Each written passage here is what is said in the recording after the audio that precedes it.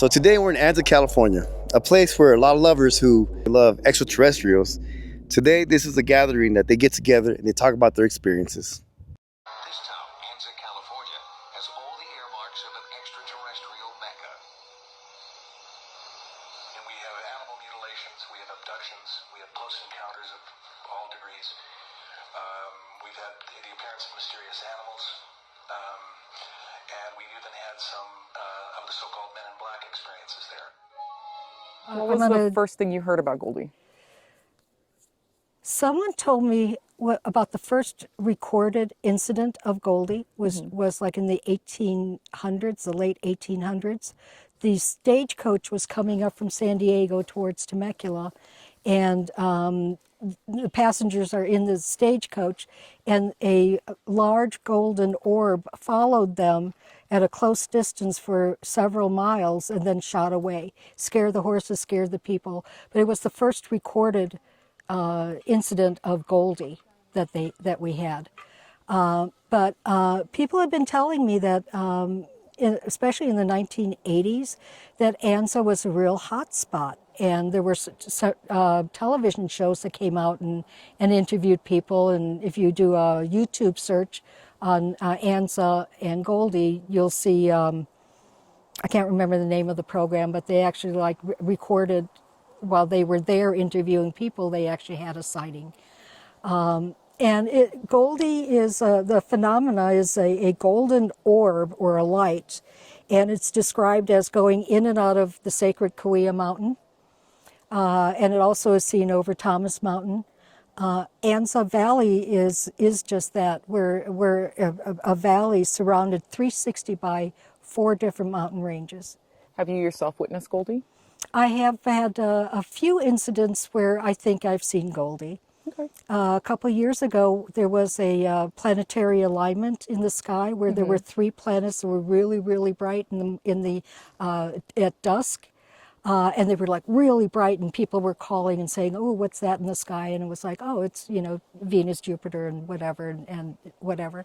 So I'm driving on 371 going towards Temecula, and I'm looking at this bright alignment of stars, and I'm going 1, 2, 3, and then 4. Number 4 is off to the side, and it's gold, equally bright as the planets. And I said, "Well, that's awfully odd." And it was like 7, 10 seconds, something like that. And as I'm thinking it goes blink, blink, gone. And then a couple of weeks later, exactly the same thing happened again. So I don't know what that solitary light was doing, but it was very, very bright. It was very gold. And it flashed to me and to say goodbye. It was like, I know you saw me, goodbye now. So I see your shirt, it says, "Keep Anza Weird." Correct. Okay, so who is that? Who came up with that? I came up with that. Okay. I was on a road trip and I saw a bumper stick for "Keep Portland Weird." Yeah. And I said, "You know what? I really like that. I'm gonna take that tagline and make it." And then it was like, what makes Anza weird? Well, it's Goldie, and so that's how that all evolved. Tell me about the UFO hotline. Kind of just a fun thing. But I've received one phone call, one serious phone call where somebody saw something and they wanted to report it. Not everyone goes to MUFON. Which is a good resource. If you have a sighting, go to MUFON, MUFON. And they have a San Diego chapter. And you can report it, and if they find it credible, they will actually send investigators out to investigate it. So I'm not anywhere. This community is not on that scale, but we do have a connection. The MUFON San Diego group did come to one of our Goldie Fests and did a presentation. And they want to hear from our community. So hopefully with the UFO hotline and just more awareness, we'll get people to come and actually tell the stories. Or if they have videos on their phone, please share those. My name is Josh. I live in Los Angeles. I'm originally from the East Coast, but I've lived in LA for a long time. So how did you hear about the Goldie event? Facebook. The funny thing is, when I saw the event on Facebook, I didn't have anything to share. And then, this was maybe last week or 2 weeks ago, and then just Monday night, not even 48 hours ago, I was visiting my friend here in Anza, and we saw something in the sky that we couldn't what did you see? we couldn't figure out. So it's about 3 miles this way, which is east of here. We were looking back this way, so we were looking to the west. This is about 9 p.m. Monday night. And we were just admiring. It was a beautiful night, and you could see the Milky Way and everything else. And about at the same time, we looked out to the west, and we both said, like, what is that line out there? And it was a horizontal, straight line. It was dim. And we had just seen a shooting star just moments before that. And this line, and I wish I had measured it, but maybe it was about this long at arm's length. And if I had to guess, it was maybe a half a... Okay, hold on one second. Go with Bella real quick. If I had to guess, I would say it's a half a mile to a mile away, a few hundred feet up in the air, not very high up. And if I'm not an aviator or anything, but I would guess maybe a few hundred feet in length. And it was just a straight line. We couldn't see how wide it was or anything, but it was moving to the north, from south to due north. And unfortunately, across the street, a car had its headlights on. And I asked my friend at the moment, I'm like, is it a reflection? He said, no, it's not a reflection, because I thought it looked like some kind of optical illusion. But eventually the car went away and the object went away, and I tried to go follow where it went, and I lost sight of it. I took a little bit of video on my phone, but it's so dim. You'd look at it. I mean, I could show it to you, but it doesn't help you get an idea of what it looked like. All you can see is a line, but it was dim. It didn't make any noise. There was no lights or anything, but it looked like a solid object just moving. And it kind of reminded me of like when an airplane has an advertisement, like a long banner behind it. And I mentioned that to my friend. He's like, no, it's not that either. There was nothing in front of it. It was just a line. And it looked like maybe it was kind of portioned or something. It looked like it had some kind of segment thing to it. But it was it was really dark.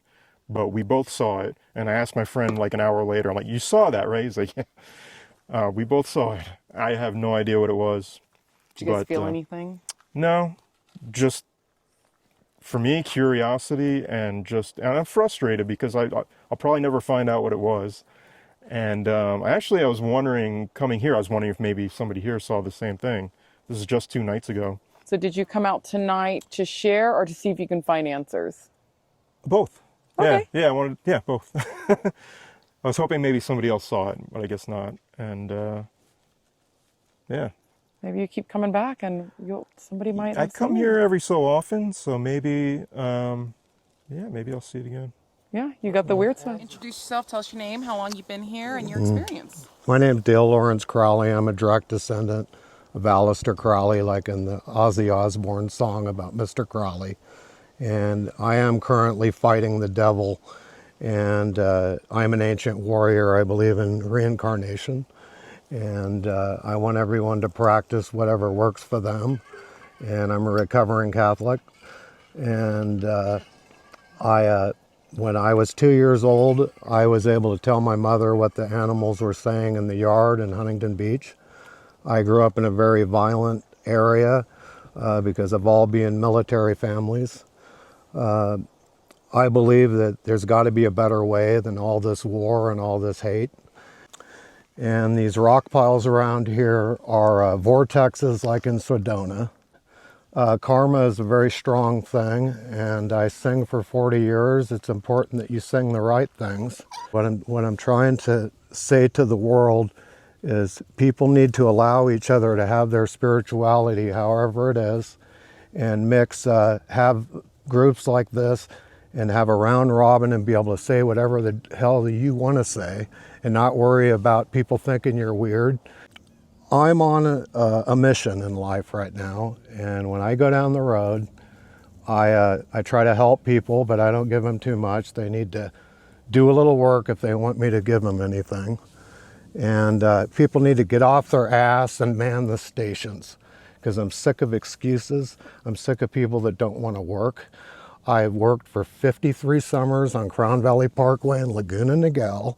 I'm sick of stuck-up yuppies. I don't give a shit about your color or your creed or your culture. If you believe in a superior race, All you got to do is look at the people of Walmart.com and you will see the ultimate twisted joke of people. Well, what do you have any experiences with Goldie? No. I feel a lot of things. I feel things. I don't see it with my eyes. I see it with my third eye and my chakras. I'm ADHD, so I have a really hard time meditating. So I just try to feel things. And I am putting my head on the block, like in the Braveheart movie, because those are my bloods. And my body hurts a lot, and this TV is going to stay on even if somebody kills me. So I don't think I have protection from bad things, but I will deal with it if I need to. But I'm not Mr. Tough Guy. I believe in the song Zombie, because in the song Zombie, if you look it up in the video, you'll see those children screaming, and you'll see that blonde child screaming, and the only difference is the guys are marching around with guns instead of a bunch of healthy surfers down by Huntington Pier beating the holy hell out of each other, because instead of just being ADHD and friendly and kind, these guys are nuts. And these guys will knock the hell out of you. So I had to deal with that since I was 2 years old. So the tough guys, like anyone that's in charge of any country, they need to take it from Dale Crowley that this isn't a pissing contest anymore. And this isn't a cockfight. You guys better start working it out and start working all this crap out and stop escalating arms from the top and stop trying to take our right away to have a pitchfork. And all of you guys need to get together and do whatever you need to do to work stuff out, even if it's to go and do ungodly things that we know you do. But you guys need to work it out and knock it off so the kids can live. And if I got to put my head on the block like Braveheart, freedom! Freedom! Did I make my point? Absolutely. Okay, thank you. Thank you. Thank you. All these stories have been very different from each other. And some sound good and some sound far-fetched.